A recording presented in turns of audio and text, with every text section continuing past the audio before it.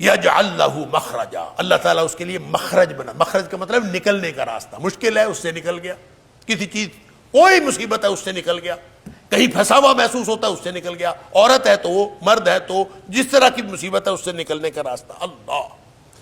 حضرت عبداللہ بن مسعود رضی اللہ تعالیٰ عنہ فرماتے ہیں یہ جو آیت ہے نا من یتق اللہ یجعل لہ مخرجا، اللہ اکبر، کہتے ہیں مشکلات سے نکالنے والی آیت اس سے بڑی کوئی آیت نہیں ہے، یہ سب سے بڑی آیت ہے جو مشکلات سے نکالنے والی ہے۔ من یتق اللہ یجعل لہ مخرجا، سبحان اللہ۔ اس میں ایک ایسی حکمت عملی دے دی گئی ہے ہر فرد اور ہر گروہ کو کہ اپنے کام کی بنیاد اللہ کی رضا حاصل کرنا اور اللہ کی ناراضگی سے بچنا، یہ بنیاد رکھ لو، سارے وارے نیارے ہو جائیں گے، اللہ تعالیٰ ہر طرح کی مشکل سے نکال دے گا،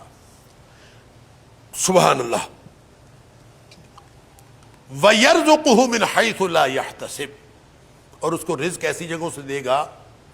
کہ جو اس کو وہم و گمان میں بھی نہیں ہوگا، من حیث، ایسی جگہ سے، لا یحتسب، اس کے گمان میں بھی نہیں ہوگا کہ یہاں سے بھی رزق آ سکتا ہے، اللہ، کیونکہ معاملہ اس نے بنیاد کس کی رکھی ہے؟ اللہ کی ناراضگی سے میں نے بچنا ہے، اللہ کی خوشنودی، اپنی ناراضگی، اپنی بیوی کی ناراضگی، اپنی خوشنودی، اپنی بیوی کی خوشنودی، گھر والوں کی خوشنودی، یہ نہیں ملحوظ، اللہ کی۔ اللہ اگر راضی ہو گئے، ویسے تو سارے کے سارے حقوق جو ہیں، جتنے بھی حقوق العباد ہیں، جتنے بھی حقوق اللہ، سب کی بنیاد یہی ہے۔ ماں باپ سے حسن سلوک اس لیے نہیں کرنا کہ ماں باپ راضی ہو جائیں، یہ ماں باپ راضی ہو جائیں تو یہ ایک ایکسٹرا فائدہ ہے۔ ماں باپ سے حسن سلوک اس لیے کرنا میرا اللہ راضی ہو جائے، رشتہ داروں سے حسن سلوک کس لیے کرنا ہے؟ میرا اللہ راضی ہو جائے،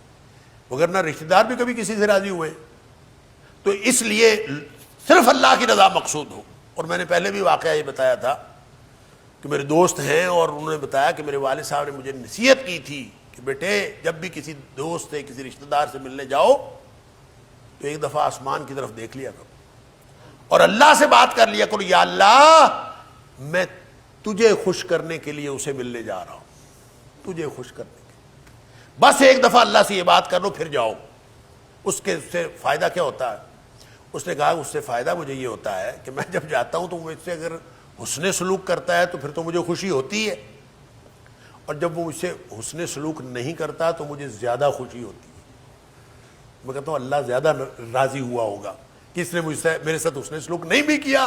تو میں چونکہ آیا ہی اس لیے نہیں کہ میرے ساتھ حسن سلوک کرے، میں تو آیا ہوں اللہ کو راضی کرنے کے لیے۔